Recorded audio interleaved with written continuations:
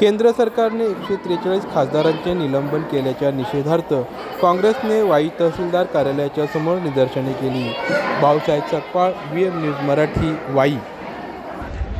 भाजप सरकारनं त्या ऐतिहासिक असा 143 खासदारांचं निलंबन केलं। आजपर्यंतच्या भारताच्या इतिहासात कधीही एवढा मोठा निलंबनाचा प्रकार कधी झाला नव्हता आणि ही घटना ही लोकशाहीचा गळा घोटणारी आहे। प्रश्न विचारणाऱ्या खासदारांना प्रश्नाचं उत्तर देणं लांबच राहिलं, पण त्यांचा आवाज बंद करण्याचा हा हुकुमशाही डाव भाजपनं टाकला आणि त्यानंतर काही महत्त्वाची विधेयकं मंजूर करून घेतली।